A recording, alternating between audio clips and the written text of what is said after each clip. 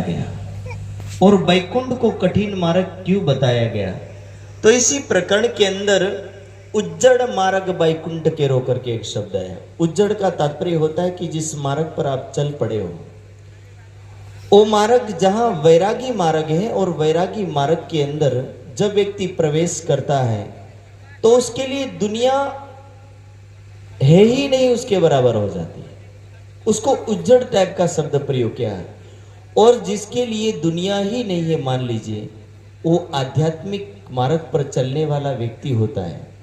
और जब वो व्यक्ति आध्यात्मिक मार्ग में इतना आगे बढ़ गया होता है कि जिस वजह से उसके जीवन में बस्ती नामक कोई चीज नहीं, व्यक्ति नामक कोई वो वस्तु नहीं, और समाज, घर, परिवार कुछ नहीं है, और ऐसे मार्ग में आने के कारण से उस मार्ग का नाम पड़ता उज्जड़ मार्ग। और उज्जड़ मार्ग का तात्पर्य था वैराग्य पूर्ण जीवन।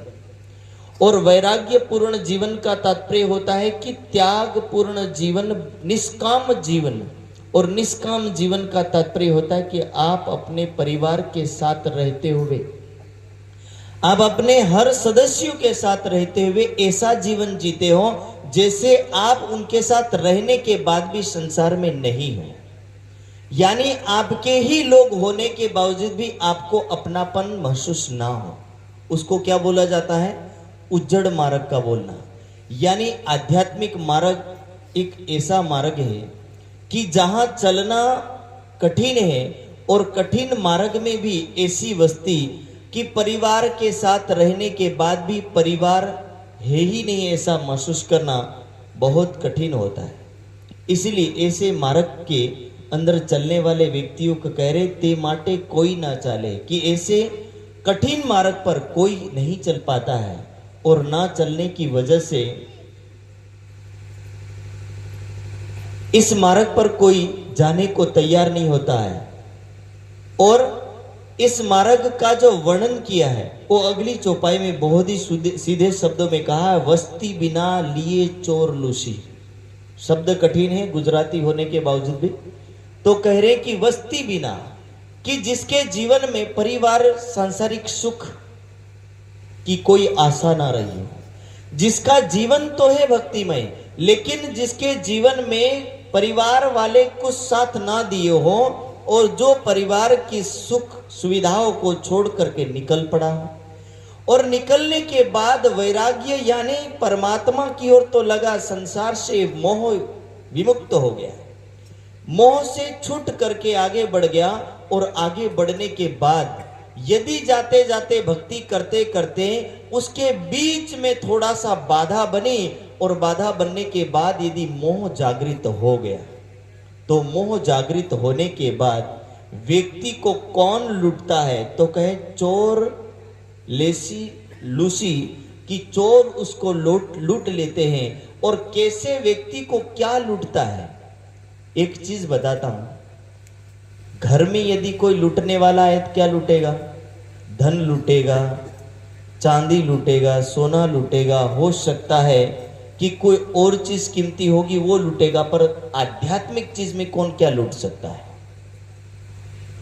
आप लोग सोच सकते हो कि आध्यात्मिक जीवन के अंदर लूटने लायक ऐसी क्या चीज है जिसको कह रहे हैं कि चोर लेसी लूसी, की चोर लूट लेंगे। और वो चोर क्या है और लूटने वाली वस्तु क्या है? एक नीतिकार ने कहा है, ना चोर हार्यम ना च भातृभाज्यम व्यय कृते एव वर्धते विद्याधनम सर्वधनम प्रदानम। कि एक ऐसी चीज है कि जिस चीजों को चोर भी नहीं लूट पाता है, इसलिए कह रहे ना चोर हार्यम, कि चोर उसको नहीं चुरा सकता, ना भ्रातृभाज्यम, कि उसको भाई भी नहीं बांट सकते। ठीक है? और बांटने से बढ़ता है और ना बांटने से घटता है। कल्पना कीजिए, ऐसी एक ही चीज है, वो ज्ञान है, ध्यान है, आध्यात्मिक संपदा है, ध्यान साधना तप है। ये क्या है कि जितना बांटो उतना बढ़ेगा। आप किसी को ध्यान सिखा रहे तो आपको करना पड़ेगा, इसका मतलब कि आपका अपोआप बढ़ रहा। यदि आप किसी को ज्ञान दे रहे हो तो आपका ज्ञान अपने आप ही बढ़ेगा, उसको सिखाने वाले को तो सिखा ही रहे हो, लेकिन आपका पक्का हो जाएगा। ठीक है, अब उस ज्ञान को कोई भाई भी नहीं बांट सकता और चोर चुरा भी नहीं सकता। तो इसीलिए कह रहे कि उसको लूट लेने वाले चोर भी दुनिया में है। बोलो श्री प्राणनाथ। ये नीतिकार के कथन है। जितने भी हिंदुस्तान में नीति के ज्ञानी लोग हुए या आचार्य हुए, उन आचार्यों ने कहा कि इनको कोई नहीं लूट सकता, लेकिन वाणी कहरी लूट सकता है। समझ लीजिए कि दुनिया में एक श्लोक कह रहा है कि इसको लूटने वाला कोई नहीं है, पर वाणी कहरी की लूटा जा सकता है। धन भी लूटा जा सकता है, संपत्ति भी लूटी जा सकती है, पर ये ध्यान साधना तप भी लूटी जा सकती है। अब कैसे लूटी जा सकती है, तो उसके बारे में अगली कई चौपाइयां गुजर चुकी है और उन चौपाइयों में इसका प्रसंग आता है। और उस प्रसंग के अंदर राज्य महाराज कह रहे हैं कि जो व्यक्ति आध्यात्मिक मार्ग में आने के बाद मोह के बंधन में पड़ता है और इस मोह के बंधन में पड़ने के कारण से उसकी तृष्णाएं बढ़ती है, और तृष्णाएं बढ़ती है तो उसका ध्यान करने का मन कम हो जाता है। ठीक है, ज्ञान लेने की इच्छाएं कम हो जाती है, तब करने का मन नहीं करता, ज्ञान सुनने का मन नहीं करता, क्योंकि उसकी इच्छाएं बहुत प्रबल है। लोभ व्यक्ति को सभा में बैठने नहीं देता। ठीक है, हर चीज में एक व्यक्ति आंकलन लगाता है और दिमाग लगाता है, और दिमाग लगाने के बाद यदि सभा में बैठने से फायदा होता है तो सभा में बैठेंगे। अभी साउथ की यात्रा में 12 दिन की यात्रा में हमने कई मंच देखे और उस कई मंचों में एक ही घटना हमें सामने मिली। पता लगा कि साउथ के लोग सत्संग नहीं सुनते, और वास्तव में नहीं सुनते। वैसे भी उनको सुनाना बड़ी डर वाली चीज है सब। इतने मोटे और खतरनाक लोग होते हैं कि सामने बंदा बैठ जाए तो डर के भाग जाएगा। तो साउथ में ये चीज देखी कि वहां लोग सत्संग सुनते ही नहीं, और ना सुनने के कारण से हर साउथ के घर में एक चीज आपको मिलेगी। जितने भी तमिलनाडु है, कर्नाटक है, केरला है, इन सभी में चले जाना, हर घर पर एक राक्षस या भूत का फोटो या मूर्ति अवश्य मिलती है। साउथ के सारे मंदिरों में देखना, इनको भूतों से बहुत डर लगता है। हर घर पर, एक घर तो छोड़ो, हर घर में 2 मूर्ति रहती है, और अधिकतर घरों में 4 मूर्ति रहती है। एक इधर उत्तर पूर्व पश्चिम चारों दिशाओं में मूर्तियां लगा रहे थे। यदि उत्तर वाला कोई आया तो बोले उससे ये बचाएगा, दक्षिण वाला आया तो उससे बचाएगा। तो बचने के लिए तकरीबन वो हर तरह से वहां एक मूर्ति लगाते हैं, और वो मूर्ति इतनी डरावनी होती जैसे यमराज की मूर्ति हो। बड़े बड़े दांत, बड़ी बड़े मुछ और सींग अवश्य होते हैं। जैसे राक्षस कुल की प्रवृत्ति, वैसे तो वो शुरू हो जाता है रावण का एरिया। साउथ रावण के एरिया में ही प्रवेश कर जाता है, क्योंकि पास में पड़ता है। तो इसीलिए हर घर में ये चीज मिलती है, और हर घर में मिलती है तो उनकी एक ही कामना रहती है, क्या आप किसी भूतों को भगा सकते हो? क्या आप किसी राक्षस को भगा सकते हो? क्या आप किसी डाइन को भगा सकते हो? तो भक्ति लाइन में आएंगे, और भक्ति लाइन में आने के बाद इतना जरूर पूछेंगे कि आपकी सभा में आने के बाद हमारा 2000 5000 में बदलेगा कि नहीं बदलेगा। बोलो श्री प्राणनाथ। अब सोचिए कि लोभ बढ़ा तो व्यक्ति की मानसिकता बढ़ी, और मानसिकता बढ़ने से क्या हुआ कि उसकी मानसिकता बढ़ने की वजह से वो सभा में भी बैठता है तो क्या लोभ को लेकर के बैठता है, और लोभ को लेकर के बैठने के कारण से कह रहे कि ऐसे व्यक्ति की धन संपदा लूट जाती है जो लोभ और कामना और मोह में फंसता है। तो आध्यात्मिक जीवन के चोर कौन है? तो बोले ये लोभ ही ऐसा चोर है, यदि व्यक्ति के दिमाग में ठस गया तो ये किसी को सत्संग सभा में नहीं बैठने देता है। और कामना ऐसा चोर है कि यदि ये बढ़ गई तो हो सकता है कि आपको तारतम मंत्र का पाठ भी करने नहीं देगा। तो इसीलिए इन कामनाओं को और इन लोभ को और मोह को तो महाचोर बोला है। महाचोर यानी यदि ये मोह बढ़ गया ना, तो बोले मोह बढ़ने के कारण से दुनिया में कोई भक्ति करने को तैयार नहीं होगा। एक तरफ नीतिकारों ने कहा कि ये बांटा नहीं जा सकता और चुराया नहीं जा सकता, पर बोले वाणी कह रही कि ये दुनिया के ऐसे चोर हैं कि इनको चुराने वाला ये 3-4 प्रकार के चोर है जो हर किसी की संपदा यानी ज्ञान, धन रूपी ज्ञान को, आध्यात्मिक तप को, साधना को, चितवनी को, ध्यान को, इन सब को चुराने वाला आपके जीवन के नीति नियमों को सबको चुरा लेता है। मान लीजिए आपकी तृष्णाएं बढ़ गई और तृष्णाएं बढ़ी तो आप उसको प्रयोग करने के लिए रात दिन मेहनत करेंगे, ठीक है। रात दिन मेहनत करेंगे तो धीरे धीरे आपके पास टाइम कम बचेगा और टाइम नहीं बचेगा तो भक्ति कभी कर नहीं पाएंगे।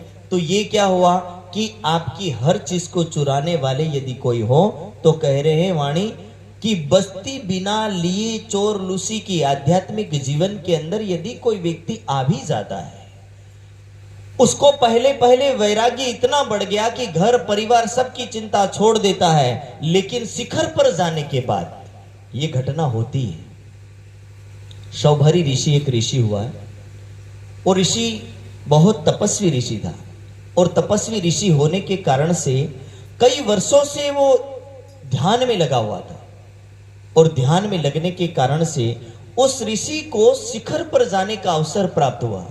लेकिन एक दिन ऐसा हुआ कि वो नदी के किनारे गया और नदी के किनारे जाने के बाद शौभरी ऋषि को मछलियां दिखी।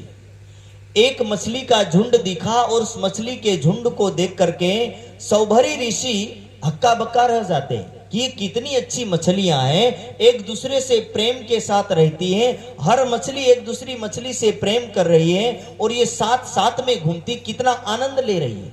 क्योंकि मछलियों का जब आनंद लेने का प्रसंग होता है तो मछलियां एक दूसरे से टकराती है और आनंद लेती है जल में। तो उस आनंद लेती हुई मछलियों को देख करके शौभरी ऋषि कह रहे हैं कि मुझे भी इनकी तरह जीवन जीना है।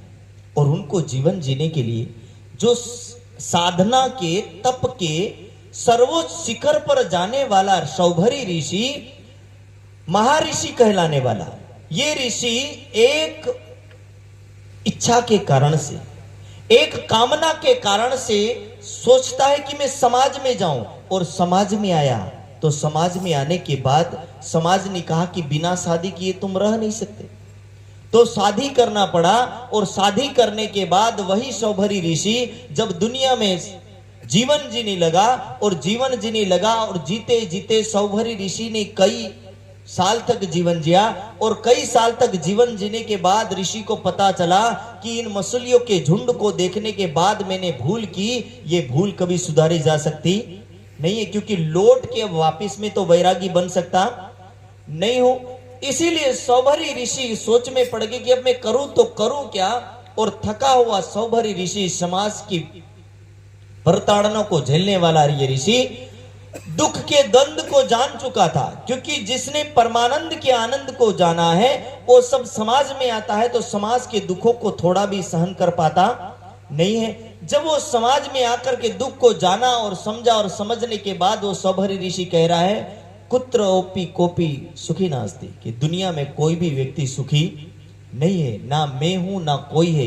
ये मछलियां भी सुखी नहीं है, हो सकता है कि क्षणिक सुख के लिए इनका झुंड बना होगा। जैसे शादी ब्याह के दिन हम अच्छे इकट्ठे हो जाते हैं, कुछ नहीं लड़ाई करने के बाद भी नाचना हो तो एक लाइन में नाचने के लिए तो कोई भी तैयार होता है। बोलो श्री प्राणनाथ। हो सकता है कि 3 व्यक्ति के बाद खड़ा होकर के नाचेगा, पर नाचेगा तो अवश्य। क्यों? क्योंकि झुंड हुआ और झुंड को देख करके यदि कोई व्यक्ति ये समझे कि ये सब एक जैसे है तो ये गलत है, क्योंकि झुंड के अंदर की कहानी कोई जानता। शौभरी ऋषि को केवल इतना भ्रम हुआ था कि ये झुंड है और एक दूसरे से आनंदित जीवन जीते हैं, इस आनंदित जीवन को मैं खुद जी सकता हूं और इसीलिए दुनिया में आए। पर वो ऋषि कह रहा कुत्रोपि कोपि सुखी नास्ति, कि दुनिया में कोई व्यक्ति सुखी नहीं है, इसलिए कोई व्यक्ति सुखी नहीं है। इसलिए उस समय उन्होंने कह दिया कि दुनिया में यदि सुख चाहिए तो परमात्मा की ओर जाना पड़ेगा। और इसीलिए वाणी कह रही कि यदि धर्म के मार्ग पर चल रहे हो और आप लोगों ने जान लिया है कि दुनिया एक नासवान है, हर वस्तु इस दुनिया की नासवान है, और नासवान वस्तु को जानने के बाद आप आध्यात्मिक मार्ग पर चल पड़े हो। लेकिन यदि कामना में, लोभ में, मोह में फंसे तो समझ लीजिए कि आपकी सारी धार्मिक संपत्ति समाप्त हो जाएगी। इसको ये कामना, वासना, लोभ, मोह, क्रोध, ये सारी चीज आपकी आध्यात्मिक संपत्ति को ले लेती है, और ले लेती है। इसका मतलब कि आप सोच सकते हो कि आप जहां से चले थे वहां से खाली हाथ चले थे और बीच में जाकर के आपने ठेला भरा और ठेला भरने के बाद आपकी एक इच्छा आपको वापस कंगाल बना देती है। इसलिए सतत ध्यान साधना ही व्यक्ति को आध्यात्मिक जीवन में काम आता है। लगातार यदि व्यक्ति भक्ति के मार्ग पर चल रहा है तो उसको भक्ति का फायदा होता है, लेकिन बीच में जाकर के लटकता है तो समझ लीजिए कि सारी संपत्ति समाप्त हो जाती है। आगे कह रहे आड़ा दोक घणारे दुकाल, और कल्पना कीजिए जैसे दुष्काल पड़ने के बाद हरियाली समाप्त हो जाती है। वाणी क्या कह रही, जैसे दुष्काल पड़ने के बाद हरियाली समाप्त हो जाती है, इसी प्रकार आध्यात्मिक में जब व्यक्ति वैराग्य के मार्ग पर चल पड़ता है और चलता चलता व्यक्ति उसको हरियाली जैसा वन मिलता है, उसको क्या बोलते हैं, परमानंद के आनंद रूपी वन को बोला हरियाली जैसा वन। पर जब परमानंद का परमात्मा का जो आनंद मिलना पूरा हो गया, समाप्त हो गया, और समाप्त होने के बाद घर से भी अलग हो गया, परिवार से भी अलग हो गया और आध्यात्मिक मार्ग में जाते जाते कामनाओं के चक्कर में फंसा, तो ये कैसा बन जाएगा, आड़ा दोक घणारे दोहेला। दोहेला यानी इतना कठिन और दुष्काल अवस्था, यानी उसके जीवन में परमात्मा का सुख ही समाप्त हो जाता है। और परमात्मा के सुख के समाप्त होने की वजह से व्यक्ति के लिए दुष्काल जैसी घटना हो जाती है। यानी आध्यात्मिक जीवन की सारी संपदा समाप्त, सारा धन समाप्त, और सारा धन समाप्त होने के कारण से व्यक्ति के पास कुछ नहीं बचता, और जब कुछ नहीं बचता तो परम धाम तक कुछ लेके जा सकता नहीं है। और बैकुंठ वालों को समझा रहे कि हे बैकुंठ वालों, तुम्हारी धार्मिक संपत्ति ही नहीं बची तो तुम बैकुंठ में जाकर के लेखा जोखा में क्या बताओगे। ये समझा किसको रहे, बैकुंठ वाले या दुनिया के अनेक धर्म संप्रदाय वालों को समझा रहे हैं कि स्वर्ग पे के जाने वाले, बैकुंठ के जाने वाले, शून्य निराकार में जाने वाले तमाम भक्तियों वालों को बता रहे हैं कि यदि आपके पास आध्यात्मिक संपदा नहीं है, आध्यात्मिक धन नहीं है, तो बैकुंठ में जाकर के कौन से धन को बताओगे और क्या देख करके आप स्वर्ग में रहने वाले हो। इसलिए आपके जीवन में जैसे दुष्काल पड़ गया, इसी तरह आध्यात्मिक दुष्काल किसको बोलते हैं, जिसके पास ध्यान नहीं, जिसके पास तप नहीं, जिसके पास ज्ञान नहीं, जिसके पास नैतिक विचार नहीं, जिसके पास बोलचाल का तरीका नहीं, जिसके पास उठना बैठने का व्यवहार नहीं, वो सारे क्या है, दुष्काल युक्त जीवन से। बोलो श्री प्राणनाथ। ये सारे के सारे उन सभी व्यक्तियों के जीवन वैसे हैं जैसे धरती में दुष्काल आ गया, ऐसा व्यक्ति के जीवन में दुष्काल आ जाता है। इसीलिए समझ लेना कि हमारे जीवन में कहीं दुष्काल तो नहीं है। नैतिक विचार है तो समझ लेना कि थोड़ा बहुत हरियाली है, ठीक है। यदि ध्यान साधना है तो थोड़ी बहुत हरियाली है, ज्ञान है तो थोड़ी बहुत हरियाली है, व्यवहार है तो थोड़ी बहुत हरियाली है, और नैतिकता और शिष्टाचार और आचरण है तो थोड़ी बहुत हरियाली है। ये कुछ नहीं है तो समझ लेना कि व्यक्ति का जीवन तो है, पर कैसा है, उज्जड़ मार्ग। उज्जड़ मार्ग यानी उसके जीवन में जैसे दुनिया की हरियाली समाप्त हो गई पानी ना पड़ने से, इसी तरह परमात्मा की ज्ञान रूपी वर्षा और आनंद रूपी वर्षा ना होने से हमारी नैतिकता समाप्त, हमारे शिष्टाचार समाप्त, हमारा आचरण समाप्त, हर चीज समाप्त हो जाती है और व्यक्ति तो होता है लेकिन सूखा हो जाता है। बोलो श्री प्राणनाथ। व्यक्ति का जीवन है पर सूखापन है, और सूखापन होने के लिए अपनी वाणी क्या बोलती है, अपनी वाणी रसमयी बात करती है।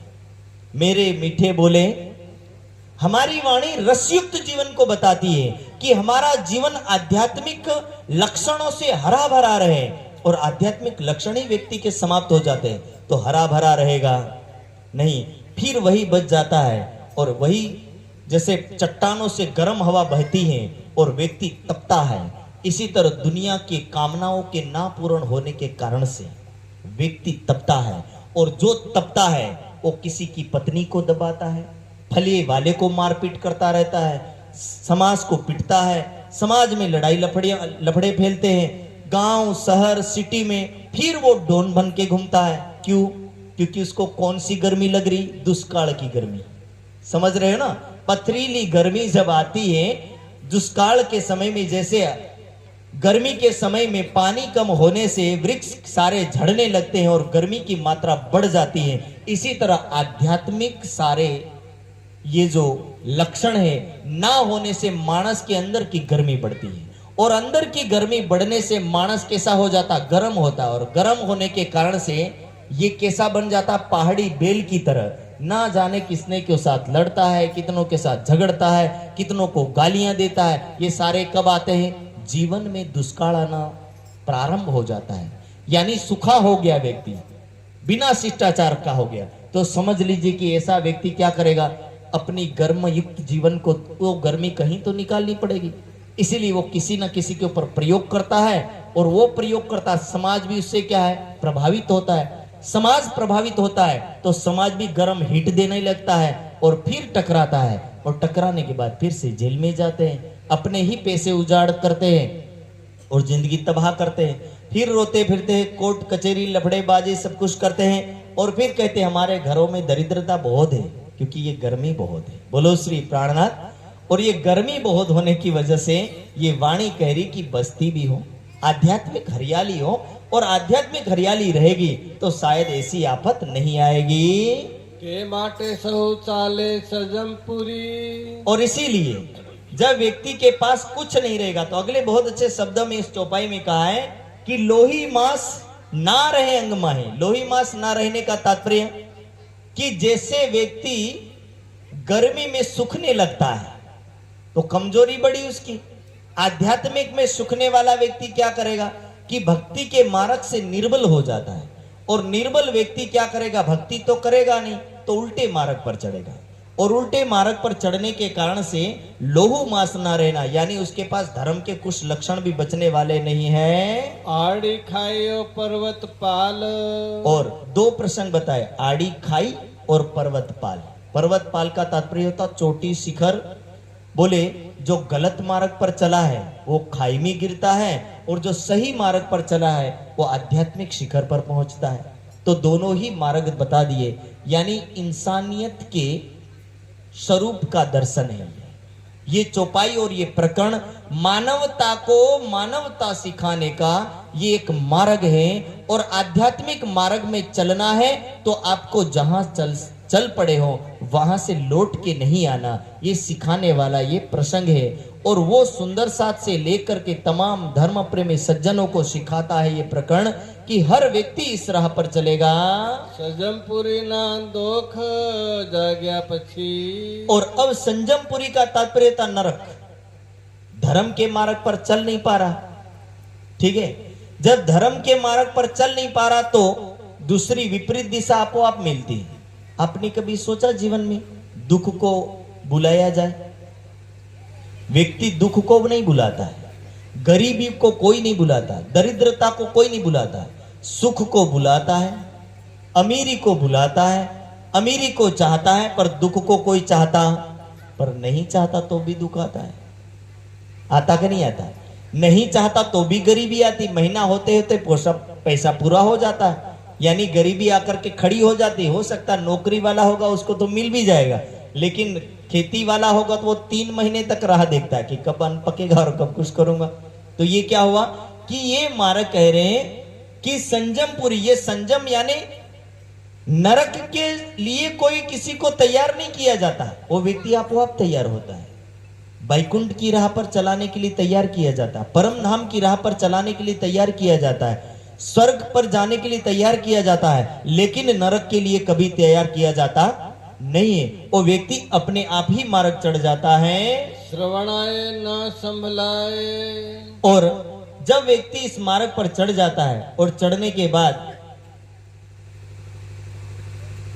श्रवणा ना संभलाए कि उस दुख में प्रवेश करने के बाद इतना दुख हो जाता है कि इस दुख के आने के कारण से शायद कानों में सुनने की क्षमता भी रहती नहीं है। कष्ट जब बढ़ता है ना व्यक्ति का, जैसे ऑपरेशन देखने की बहुत लोगों में ताकत नहीं रखती तो उसको क्या बोला जाता है?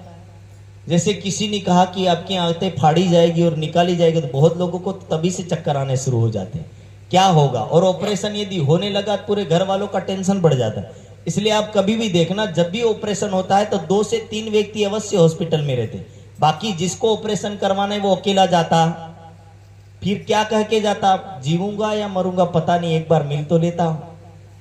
तो ये वाणी क्या करी, श्रवणा ना संभलाए, कि उसको कानों से सुनने की ताकत नहीं रहती है, तो समझ लेना कि नरक के मार्ग पर चढ़ चुके। ये दुनिया का यदि दुख इतना नड़ता हो तो असली नरक का कितना नड़ता हो। तो इसीलिए इस प्रसंग को दोहराते हुए कह रहे हैं कि दुनिया का ये श्रवणा ना संभला ऐसा दुख है। वैकुंठ वाट ना दुख जो सहिए। यदि आध्यात्मिक मार्ग में आने वाले दुख, आध्यात्मिक मार्ग में कैसे दुख आते हैं, 3 घंटा लगातार पलाथी मार करके मंच में बैठना, ये भी तो कष्ट होता है, लेकिन सुंदर साथ झेलते हैं। तो झेलने के बाद भी धीरे धीरे वो परिपक्व हो जाते, तो उसको याद आता नहीं है। लेकिन यदि किसी को लगता है यार सभा में बैठने के बाद बहुत दर्द होता है, तो वो बैठ पाएगा नहीं। तो इसलिए नहीं बैठ पाने के कारण से कह रहे हैं कि धर्म का मार्ग कैसा है, तो दुखदाई है। रात्रि में आना है, यदि कोई लोभी होगा तो आंकलन लगाएगा कि बोरकुंडिया जाना और आना कितना रुपया लगेगा, पेट्रोल कितना जलेगा और नींद कितनी खराब होगी, और अगले दिन में जल्दी उठ पाऊंगा या नहीं उठ पाऊंगा, और धंधे पर चढ़ पाऊंगा या नहीं चढ़ पाऊंगा। और कितना आंकलन लगाया उसने, दुनिया भर के आंकलन लगाए, सब हिसाब किताब करके देखा, और अंत में उसको लगा कि यदि एक बोरकुंडिया के कार्यक्रम में जाने से इतना नुकसान है तो जाना ही नहीं चाहिए।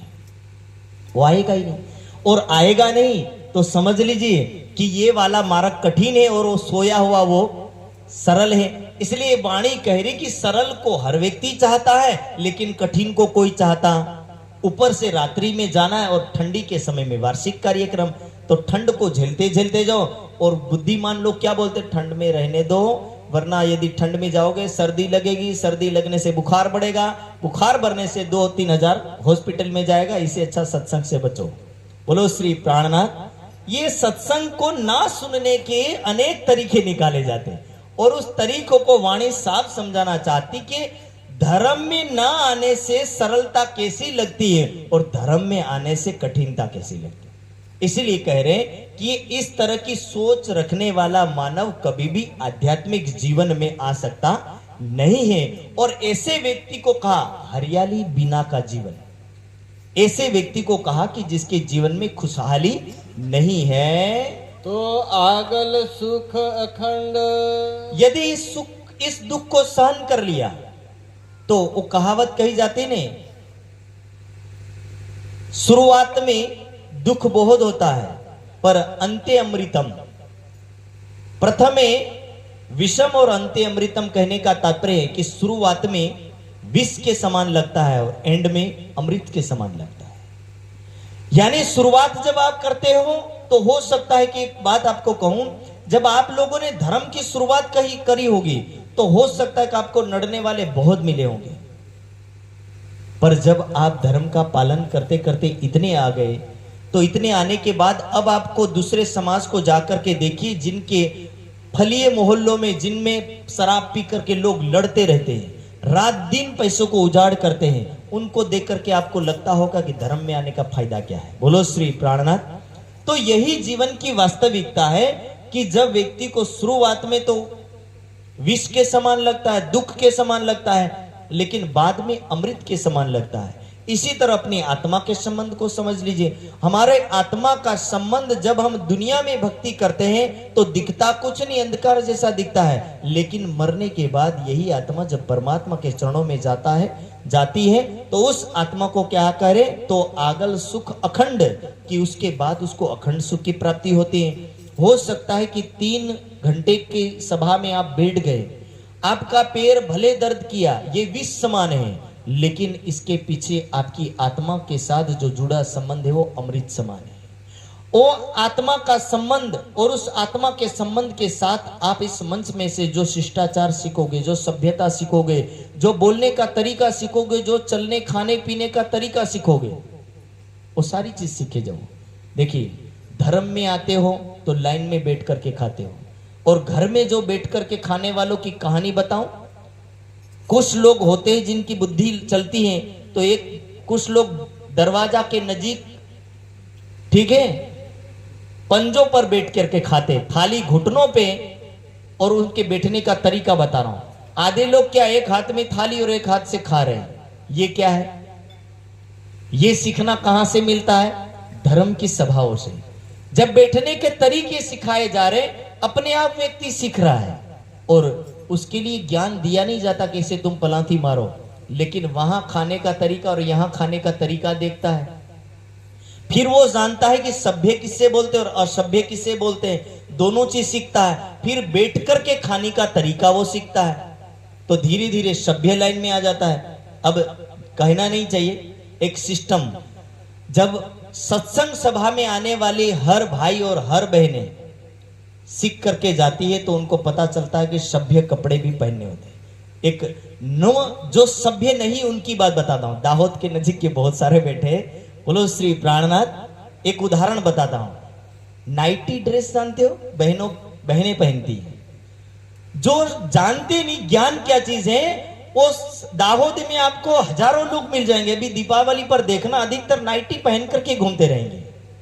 जिस व्यक्ति को कपड़े पहनने का ज्ञान नहीं होता है, आप कल्पना कीजिए कि उसका जीवन असभ्य है।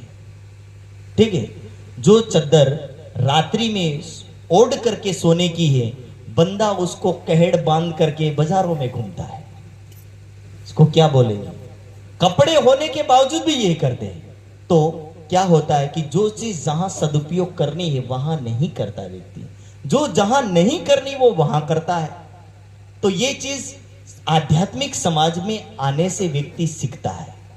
उज्जड़ बोली होती है जब व्यक्ति दूसरा व्यक्ति बोलता है, और सभ्य समाज वाला क्या बोलता है? जी लगा करके बोलता है, भाई लगा करके बोलता है। तो कुछ तो प्राप्ति होगी होगी और होगी। जब कुछ हो रहा है, इसका मतलब कि आप कुछ ना कुछ सीखे हो, बिना सीखे तो कुछ करने वाले नहीं हो। देखो, पहले के समय में व्यक्ति उटपटांग बाल रखता था, कटवाता भी नहीं था। आज लोग अच्छे से कटवा करके घूमते हैं। ठीक है, हर चीज। पहले लोगों के नाखून बढ़ जाते थे, इसीलिए उनको राक्षस शूर्पणखा के नाम से जानते थे, क्योंकि नाखून बड़े बड़े, नाखून से लड़ लेते थे। अब लोग जानते कि नाखून बढ़ना नहीं चाहिए, उससे बीमारी बढ़ती है। तो सुनने के बाद ज्ञान बढ़ा। तो ये सारी चीजें क्या है तो बहुत छोटी छोटी, लेकिन ये हमारे जीवन की वो अनमोल बातें हैं।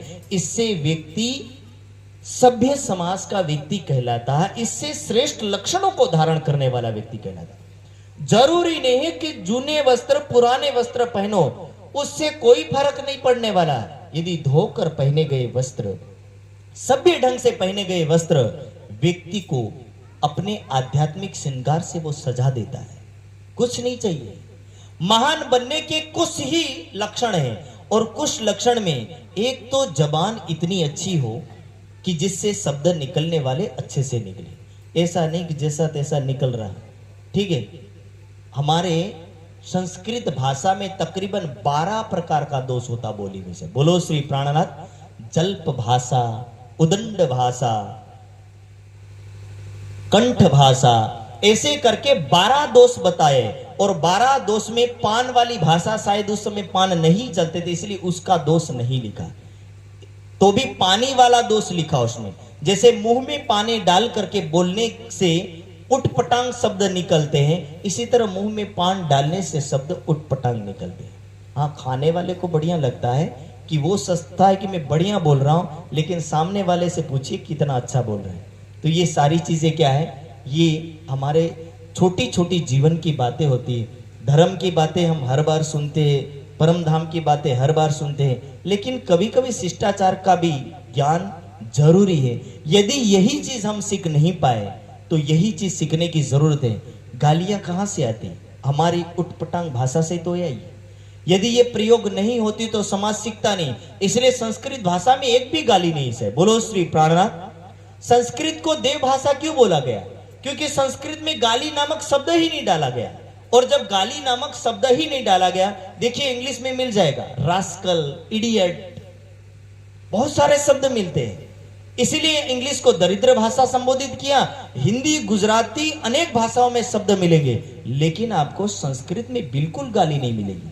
इसलिए संस्कृत को देव भाषा बोला कि जो व्यक्ति इस भाषा को बोलता वो देव है।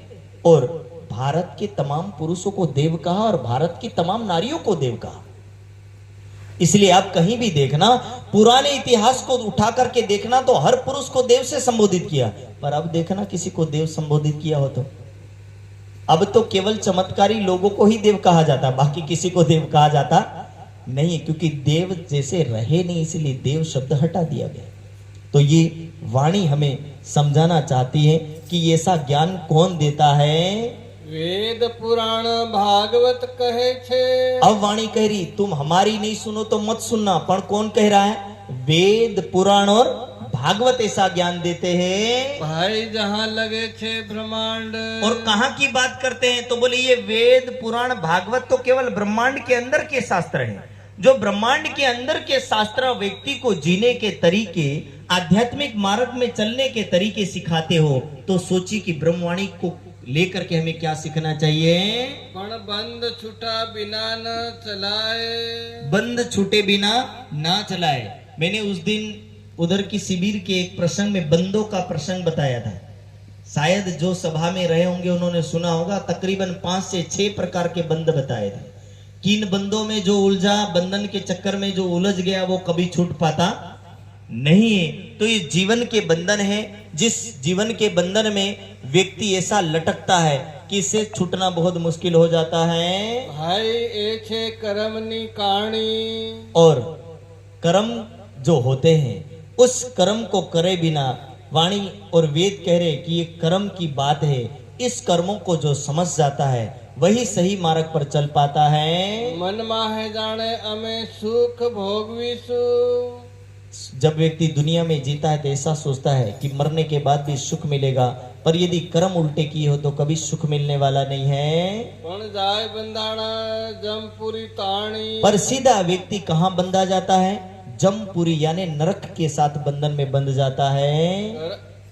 वली जो जोरे तमे शास्त्र संभारी। अब राज्य महाराज सुंदर साथ को और प्रवाही समाज को समझा रहे हैं कि हे मेरे सुंदर साथ और दुनिया के साधु जनों लोगों की वली जो जो रे मेरे शास्त्र संभारी की, जरा शास्त्रों को ध्यान करके याद करना। एणी परे बोले रे वाणी। ज्ञान क्या बोलता है, उस ज्ञान को कैसे समझना है उसको जरा समझो। कुंजर कथुआ मेरु मानस माही। अब वाणी और वेद पुराण भागवत उन सभी शास्त्रों को समझाते हुए राज्य महाराज कह रहे हैं कि किसमें तो करे कुंजर। कुंजर यानी हाथी, कथुआ यानी सबसे छोटा कीड़ा, सबसे छोटा कीट होता है उसको कथुआ बोलते हैं। मेरु यानी पहाड़ और मानस यानी इंसान। ये मानस, इंसान, मेरु और पर्वत, इन सब में सर्वे एकज प्राणी। सभी में एक ही तत्व विद्यमान है। ऐसा कौन कहता है? दुनिया के धर्म शास्त्र कहते हैं। अन्न उदक वाय कोट पतंगमा। अन्न उदक वाय जैसे अन्न वगैरह हैं, हवा वगैरह हैं, ठीक है। और क्या कह रहे? कीट पतंग वगैरह में सकल कहे छे ब्रह्म। सकल कहे से ब्रह्म के हे दुनिया के मानवियों, आप सभी को समझाते हुए सकल संपूर्ण समाज के अंदर ब्रह्म समाहित है। कौन कहता है ऐसा? दुनिया के शास्त्र बोलते हैं। जब दुनिया के शास्त्र कह रहे कि सकल समाज में ब्रह्म समाहित है, तो हे मानवो तुम पाप करने से क्यों नहीं डरते हो? देखी ता आंधला थाय। कह रहे ना, देखी ता आंधला था है। देखने वाला भी इसको क्या है? अंधा हो जाता है। पछी बांधे अनेक पेरे कर्म। और फिर कर्म करता जाता है और अंधे के समान दुनिया में जीता है। एक उदाहरण देता हूं आपको।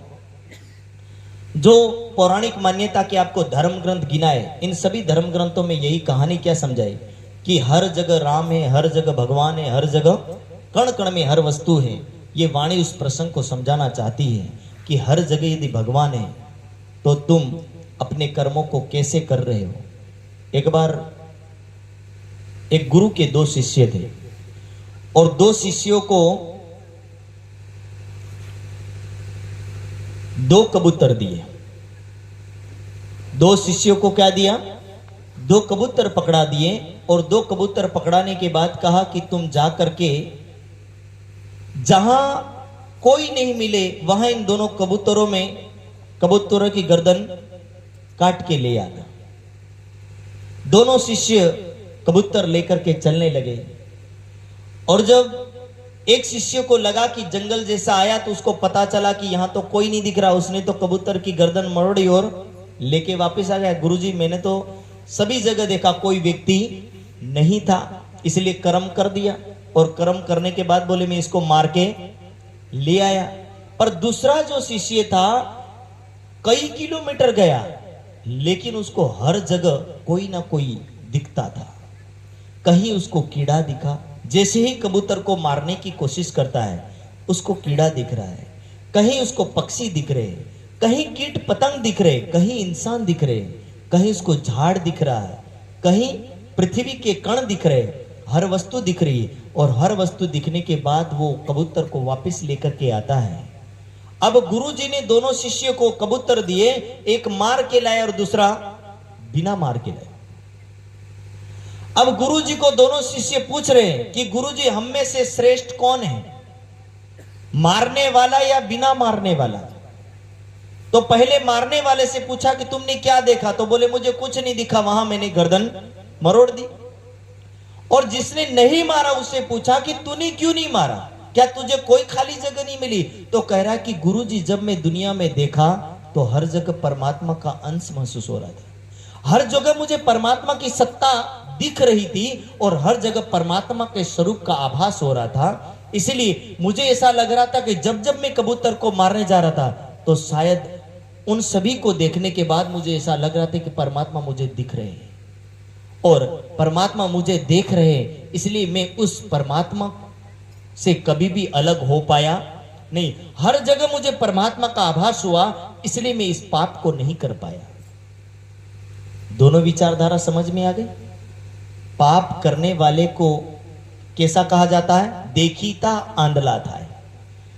शास्त्रों को सुनने के बाद क्या बोला जाता है? उसको अंधा कहा जाता है। क्यों अंधा कहा जाता है? जैसे कुछ कथाकार की बात कहूं, भले दुनिया में तमें 50 गायों मारी, भैंसों मारी, मुर्गियों मारी, लेकिन 2 लाख रुपया दान चढ़ा दिया तो वो कथाकार क्या बोलते? चिंता मत करो, स्वर्ग जाने का मार्ग तुम्हारा बन गया। बोलो श्री प्राणनाथ।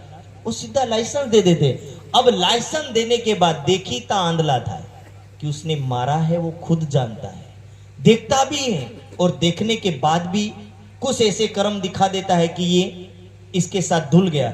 जैसे 50 मुर्गी को मारने के बाद गंगा में जाकर के डुबकी लगाने के बाद क्या सोचता है कि मैं पापों से मुक्त हो गया। इनको क्या बोला? देखीता आंधला था। हम भी ऐसा कभी कभी कर लेते हैं ठीक है, दुनिया में हमारे बहुत सारे कर्म होते हैं, जो झूठ नहीं बोलना चाहिए वहां भी हम झूठ बोल लेते हैं, और उसको हम खुद जानते, दूसरा कोई जानता तो इसको क्या बोलते हैं? सांभळ्या पछी अजाण्यो थाय ने देखा पछी आंधळो थाय। मतलब खुद की कहानी खुद जानता है तो भी किसी को बोलता नहीं है। इसलिए वाणी कह रही कि देखीता आंधला था, कि देखने के बाद भी अंधे के समान होता है। लेकिन जिस व्यक्ति को ये महसूस होता है कि हर जगह परमात्मा की सत्ता है तो शायद वो दुनिया में कभी पाप करेगा नहीं। लेकिन जिसको ये आभास नहीं होता कि हर जगह परमात्मा की सत्ता है तो निश्चित रूप से पाप करेगा और करेगा। तो ये वाणी केवल सुधाराकरण वाला प्रसंग है। कौन सा प्रसंग है? सुधाराकरण का प्रकरण है। और इस प्रकरण में यही कहना चाहते कि तुम मानते हो, पुराणों में लिखा, शास्त्रों में लिखा, सभी जी का लिखा कि परमात्मा का वास हर कण कण में है। तो बोले परमात्मा का वास जब हर कण कण में है तो उस परमात्मा के सामने ही तुम गला काट रहे हो, तो ये कोई धर्म नहीं हुआ, ये कोई सही मार्ग नहीं हुआ। ये वाणी उसको संबोधित करके समझाना चाहती कि हे मानव, तू हर समय, जैसे वो अपने कभी बैंकों में चले जाओ, कभी रेलवे स्टेशनों पर चले जाओ, या फिर जहां जहां ऐसी ऑफिस है वहां एक कहानी लिखी जाती, आप कैमरे की निगरानी में हो।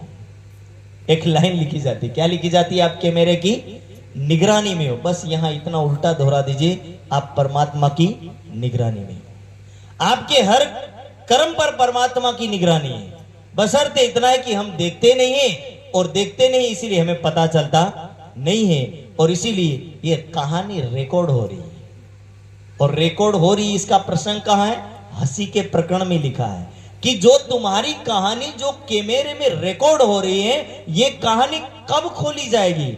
7वें दिन के समय में।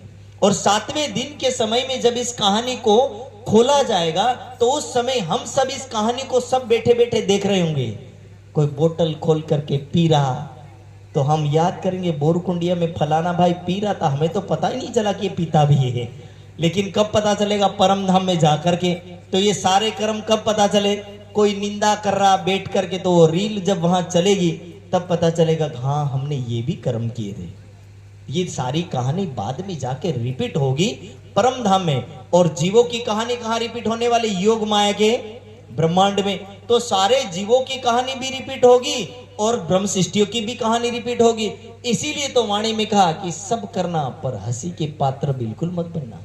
सारे कर्म करना पर संभल संभल करके करना। ऐसा कोई भी कर्म मत करना जिस कर्मों के माध्यम से आपकी रील सदा परमात्मा के धाम में चढ़ जाए। इसलिए रिकॉर्ड हो रहा, आप परमात्मा की निगरानी में हो, इतना जरूर याद रखें। और ये वाणी यही समझाना चाहती है कि आप इस दुनिया में धर्म युक्त जीवन जीवे, आध्यात्मिक शिष्टाचारों के साथ जीवे, अपने जीवन में दुष्काल ना आने दे, धर्म की संपदा को बचा करके रखे और धर्म को सुगंधित और हरियाली में जीवन बनाए, ताकि आपका जीवन इस सुगंधित बना रहे इस दुनिया के अंदर और पापों से सदा हम मुक्त रहे। इसलिए वाणी यही समझाना चाहती है कि आपकी अगल बगल हर जगह परमात्मा की सत्ता है और सत्ता है यानी आप उनके अंदर आते हो। इसीलिए तो कहा कि परमात्मा को ऐसा कभी मत सोचना कि वो सोता भी है। आसीनो दूरम रजति शयानो याति सर्वतः, कि कोई ऐसा मत सोच लेना कि अष्टपहर की लीला में राजी महाराज रात्रि में पांचवी भौम की हवेली में शयन करने गए तो रात्रि में हम दोष कर लें तो क्या फर्क पड़ता है। रात्रि में थोड़ा लूट ले, रात्रि में गालियां दे ले, रात्रि में पाप कर ले, रात्रि में पी ले, मुर्गी मार ले तो कोई फर्क पड़ने वाला नहीं। ऐसा ना सोचे, क्योंकि रात्रि में वाणी और उपनिषद क्या करे? आसीनो दुरम रजति शयानो याति सर्वतः, वो भले परम धाम में बैठा है लेकिन बोले हर जगह विद्यमान है। और वो भले सोता हुआ है लेकिन जागा हुआ है। इसका मतलब कि वो सोता नहीं है और सोता है नहीं, तो हमें देखता हर समय है। और ऐसा मत सोचना कि रंग महल के उस सिंहासन पर पैर फैला करके परमात्मा बैठा है इसलिए हमारे तक आने वाला नहीं है। वेद कह रहा है कि वो हर जगह आसपास में कहीं भी देखने वाला है, और जब देखने वाला है तो हम उससे छूटने वाले नहीं है। तो ये प्रसंग और ये प्रकरण हर सुंदर